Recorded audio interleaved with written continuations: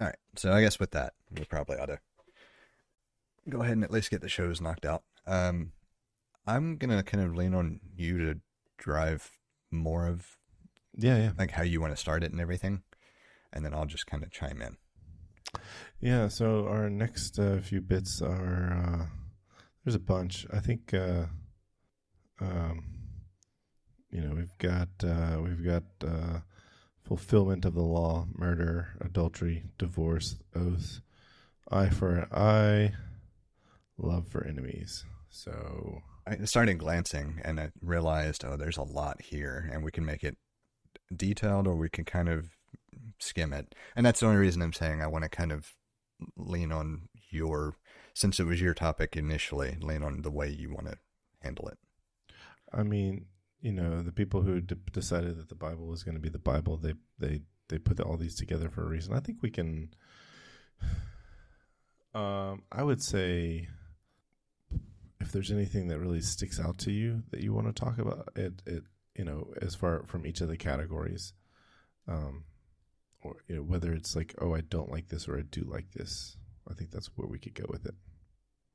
That works. I really like 17 through 20 specifically because it's not what is typically preached. Mm-hmm. Um, and I think that's a perfect example of the hypocrisy rampant in evangelical Christianity as opposed to someone attempting to teach actually the meaning of what's present. Well, when I was listening to the episode that was released yesterday, I kept thinking about how manifest destiny has really tainted Christianity in the United States. And it was because it was when we were talking about I think it was the Fishers of Men. I think that's what we talked about in the last so as this is going to be released 2 episodes ago, we were talking about Fishers of Men. I think it was some go and it might have been Salt and Light. Maybe that's what we were talking about. But it was I don't know if it was necessarily a proselytizing. I don't know if it was like a proselytizing verse. I mean, I know what you're talking about. The it does kind of go hand in hand with my thoughts on this one being more the example as opposed to attempting to convert somebody. Yeah. And the I read this so very similarly because a lot of I'm just going to say the messaging that I've heard from almost every megachurch. I'll put it that way because I think that's a category in and of itself in style and interpretation that wants to consistently talk about if you oppose the law or the direction of the law or things of that nature, think about how you could become a part of that agency or group or whatever in order to affect the law or regulation or things of that nature, which is the exact opposite of what this is saying. We've on this show we've talked about the country being founded on the separation of church and state from just a legal governing perspective. Yeah. But even here, if you wanted to boil it down to, okay, well, that's great, but my faith trumps government regulation, if that's the stance you want to take, which I hate to tell you, no, but that's a separate tangent we could go down. But this is specifically saying not to assume that there's a challenge to existing law or future law or anything else, that there will be acquiescence to being governed, and opposing that is not okay. And so how so many institutions go about preaching being the force for change is just either complete hypocrisy or a complete misinterpretation. There's no in between there. And I don't see how you can misinterpret it to be oppose regulation by getting yourself there to inject religious values. Yeah, I remember the teaching I got from my family regarding this specific text was, it's like, if there is something, if the law mandates you to do something against your belief, then you don't do it, and you just take the punishment that the law dictates. And that would fall in line with the interpretation here as well. Yeah, I think so. And even going into the next section, I mean, it's for the next few sections. I mean,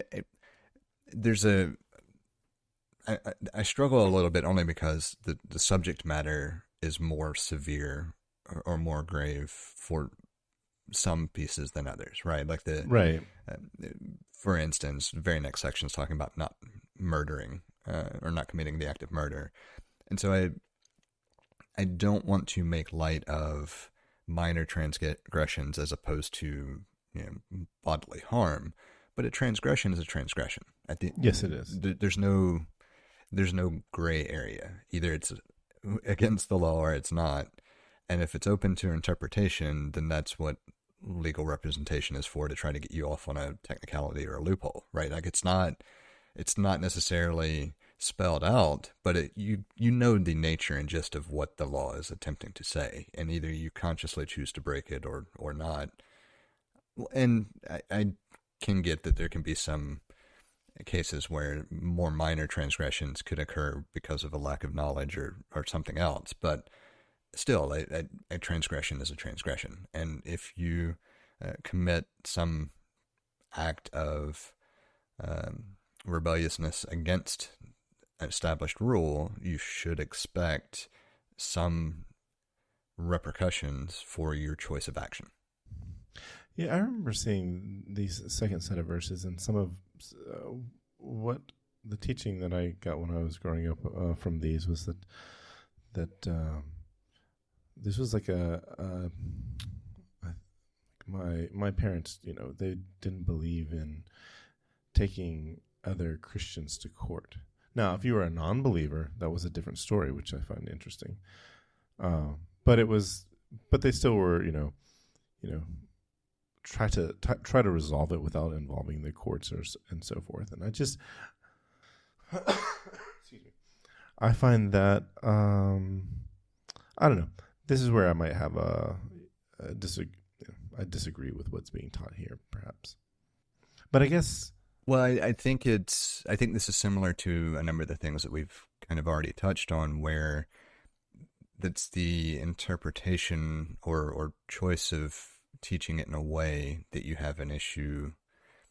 And the only reason I say it that way is because I can see how you could get to, resolve it yourselves when it's talking about things like if you have a disagreement or something, take it to them and resolve it, kind of thing. But that's not actually the spirit of what's being described here. Yeah, I think maybe the spirit of what's being described here is don't let it get so far out of hand that they have to take you to court. Yeah, I mean, you could say that, but I don't think it's... Where are you going with this one? I think this is more a matter of... Well, I'm going to back up and I'm going to say why first. So if it talks about making an offering, and if you're going to make an offering and you remember that there's some altercation between you and somebody else, leave your gift there and go and reconcile that altercation first and reach a settlement with, and if you, basically it says reach a settlement, but if you don't, then you'll end up thrown into prison and you'll never get out until you've fully paid the fine or served whatever. It's, yeah. And so the way I read this, more taking the viewpoint of This is going to be difficult to have a non-Christian viewpoint to describe. No, I think you could do this with. I was going to say, I think I have a way to put it. So if you take your trust in something, even if it's a lack of whatever that thing is, right? Like it's just whatever your guiding attraction or purpose is, and you take your trust in that, think of it more as it's great that you're seeking that peace or enlightenment or calm or whatever. There's some better version of things that you're attempting to navigate toward. And if you remember that there is this altercation or transgression between you and somebody else, halt movement in that direction and reconcile what that is. Because if you don't, eventually you will receive some level of punishment for it. Yeah. Yeah. I reread verse 26 and I realized we haven't said this. This is Matthew 5. We started with verse 17, as you mentioned earlier, but I was looking at 26 and I kind of reread it in a way that it was like, sometimes if there's a way to read this and interpret it to be like, hey, you know what? You got a problem with somebody? Well, handle it with them. See what you can do. Work it out together. If not, that person might take you to court and it may cost you way more than if you were to work it out. And it just kind of like made me think of like somebody who might be obstinate and like the thing that they are having to deal with may turn out way better if they are just able, I'm not saying being a doormat, but somebody who is willing to work and compromise. Yeah. Now, what's interesting though, and this is just kind of a structural thing that seems odd to me, is that all of this is under the don't murder kind of subsection, right? And it's interesting to me that there is any talk of some level of reconciliation specifically with regard to murder. And the reason I pointed out, I had not thought of this prior to us just kind of talking through it more. You could make the case, and I'm not saying that I would, but you can make the case that this is a recognition that during the course of defending oneself, there may be accidental death. Self-defense is what we would like to call it under modern terminology. And this would indicate a need to reconcile that result with the victim's family. Yeah. That's interesting. And I will fully admit that is not something that I had come to mind on any previous reading. It was just kind of, it caught me as I was scrolling down to move into the next section where it's like, oh, well, this was all after talking about not committing murder, and then there's a line about not committing adultery being the next section, and realizing that it fell in between those was just kind of a momentary structural oddity.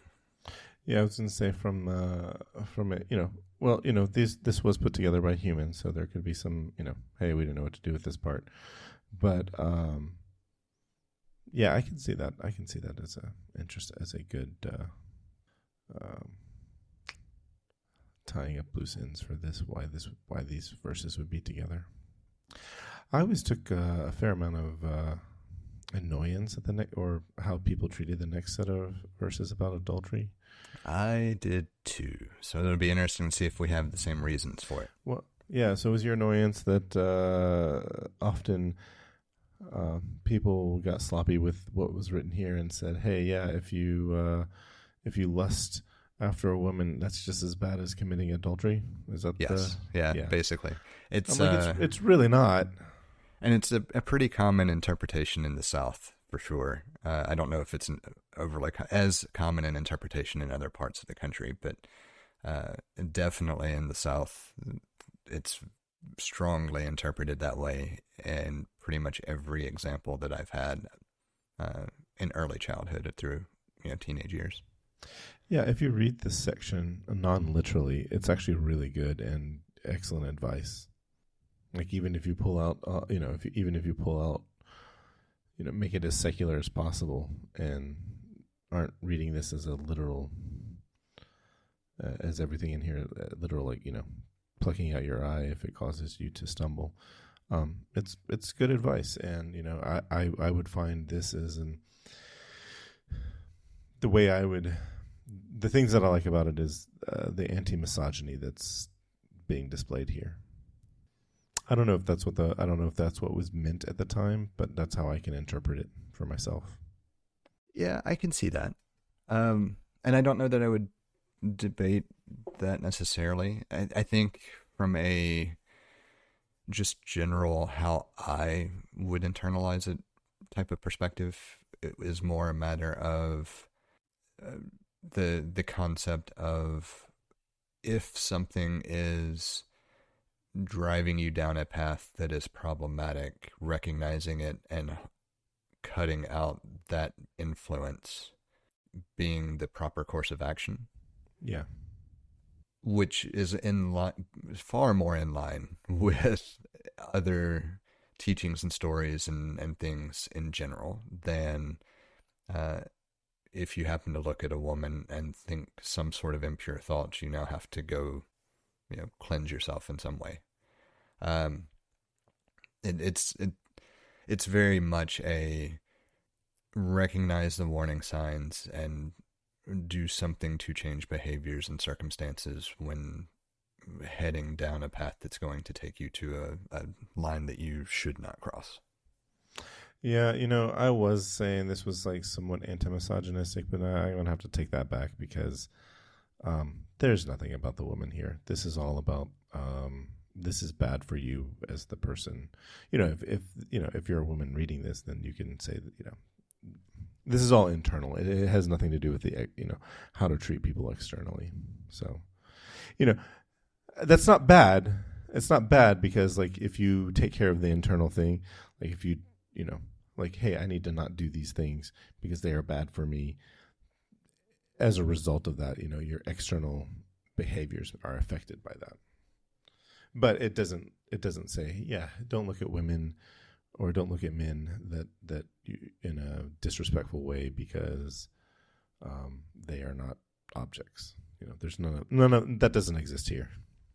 Yeah, because you could easily say man or woman. It just happens to be woman that's written. Yeah, I can agree with pulling that back out. Yeah, and then the verses that follow about divorce kind of. I always had issues with these. Yeah. Well, I shouldn't say always. I had issues with these post-divorce and leading up to divorce. And I think it was just because of my concept of what marriage meant as opposed to the reality of life in general. And because I internalized a number of those teachings and interpretations that I don't think this explicitly says. It's this one's kind of difficult for me to interpret in any way other than anyone who is seeking a divorce has to. Basically, it's saying that the only grounds for divorce to not commit further, to not victimize the woman or victimize the wife or some other person is sexual immorality. Right. And I mean, that's where I have problems with it because it's full scope of where it started as far as, because I think this can be a fairly difficult one to reconcile in general. My view of marriage was once you made a commitment to somebody, that was it. That was your word. That was your bond. There is no breaking it. It was a naive view, but that was the view I held. Leading up to divorce and then post-divorce, I struggled a lot with reconciling that original view with the reality that I found myself in and trying to figure out what that meant for my views and ideals across the board, just general values and everything else, just not even going into any kind of religious belief or thought or attachment. And personally, I think there are plenty of different reasons that divorce is absolutely a path of choice and should be pursued.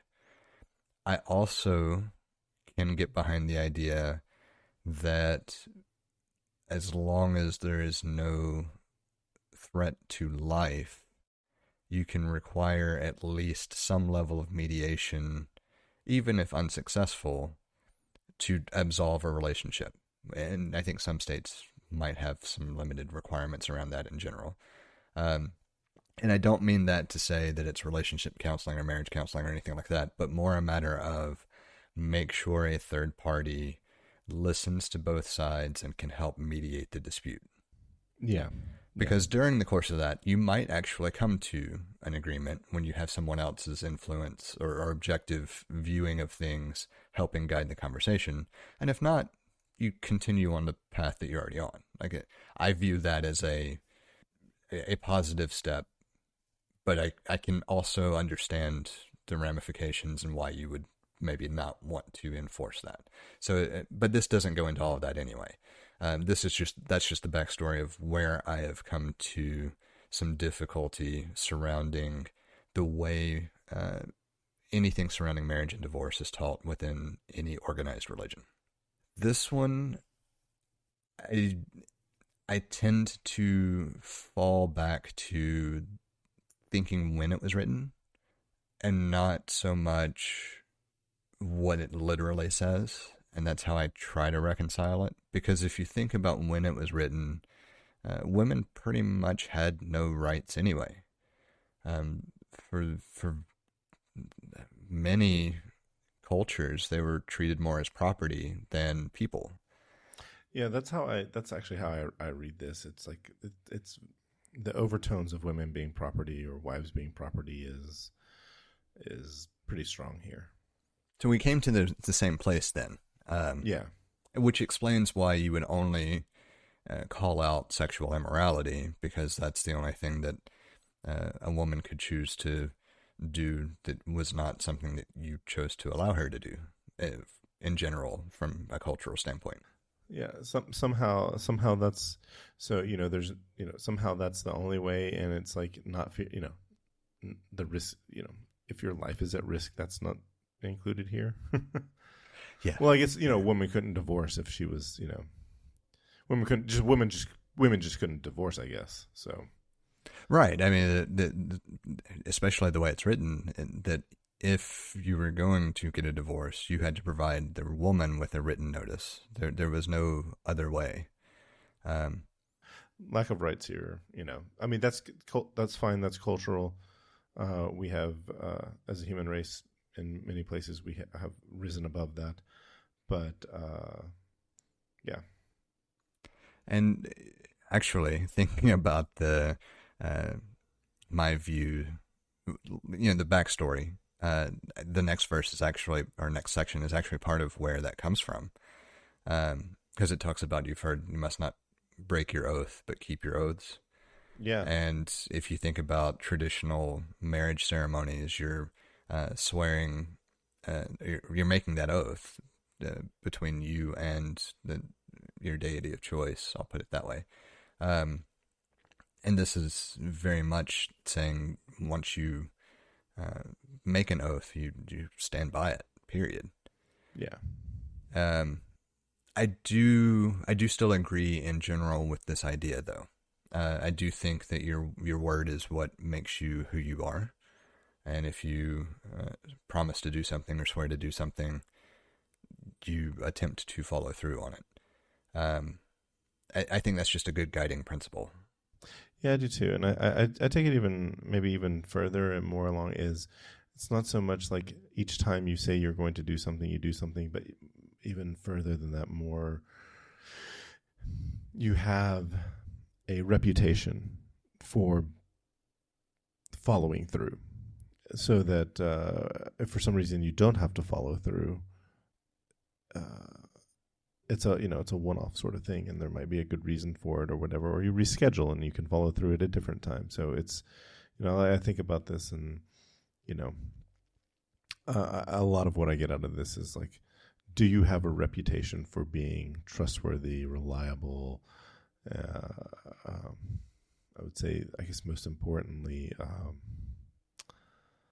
true to your word, maybe. Yeah, trustworthy, I think.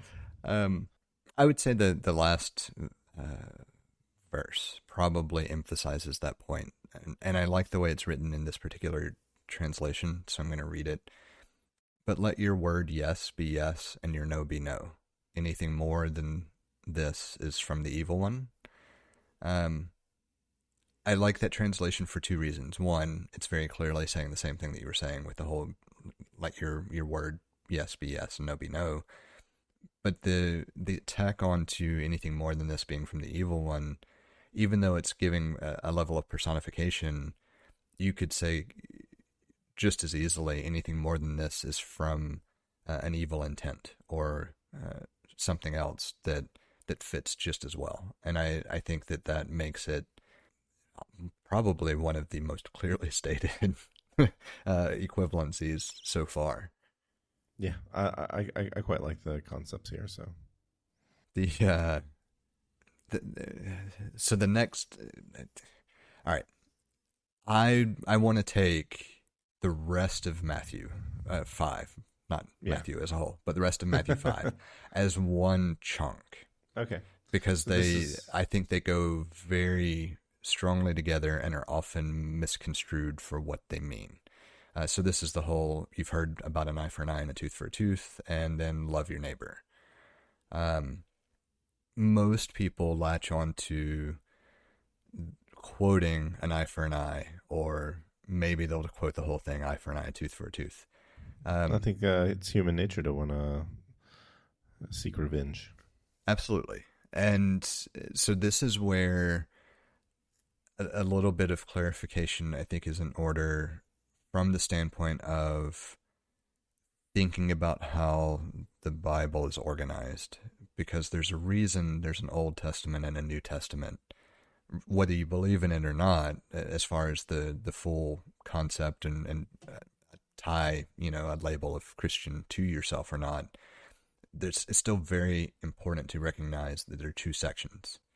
There's pre-Jesus and post-Jesus, basically, or during/post. And the whole point of, within the framework of Christianity, the whole point of Jesus being Jesus is that the initial laws and enforcement of them and things that were declared were decidedly impossible to measure up to. And so there was a striking of that from being, well, I'll use the term Christian law because I think it's a better way to put it, or Christian life, maybe. But either way, I don't want to get it confused with necessarily the rule of law in the local governing body and what you would think of as Christian rule, maybe. But either way, that's getting a little more in the weeds. The whole idea is that the initial way was decidedly not sufficient and not attainable. The new way is through Jesus, salvation is granted, to summarize. And so it's important, and the reason I want to make the distinction is it's important to look at the way this is led into and then followed up, because people will like to pull the quote instead of looking at the whole thing, which is, you have heard it said, eye for an eye, tooth for a tooth. But I tell you, don't resist an evildoer. On the contrary, if anyone slaps you on your right cheek, turn the other cheek. There's a. It's the opposite of the of the original quote in the Old Testament. Yeah.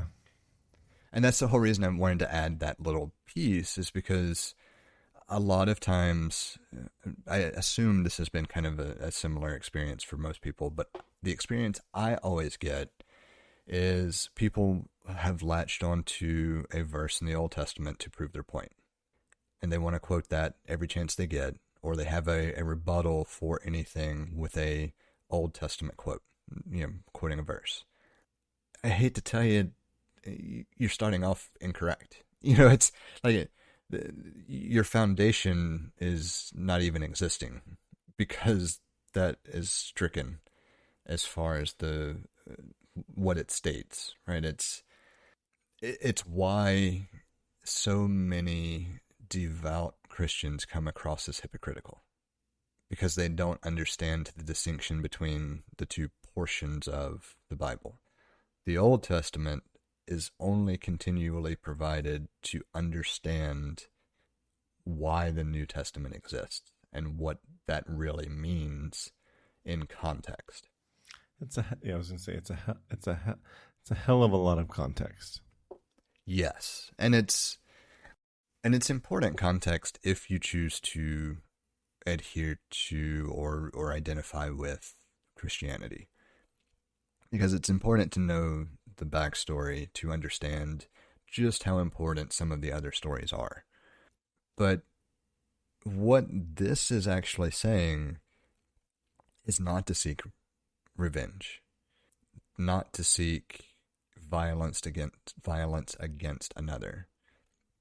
And then you slide just a little bit further down into what you're supposed to do, which is love your neighbor. And this one also gets misused sometimes, because there's the first verse of that section is, you've heard that it was said, love your neighbor and hate your enemy, but it's followed up immediately with, but I tell you, love your enemies as well. And people like to forget that. Mm-hmm.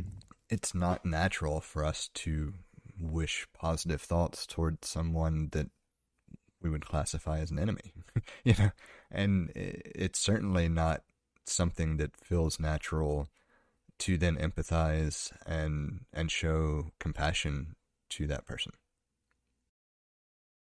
We have a number of different ways set up for you to get in touch with us to provide feedback, ask questions, or just comment in about something we've discussed. You can hit us up on Twitter or Instagram at untitled_hosts, or shoot an email over to untitled.hosts@gmail.com. Or get in touch directly with Jesse at jthart.com, or get in touch with me, John, via telepathy. If you would like to support our work or are interested in listening to our new after show feed, head over to patreon.com/theUntitledPodcast and take a look at the options we have set up. Thank you for listening. We hope you've enjoyed the show. And we hope to connect with more of you as we continue this journey. That's a wrap.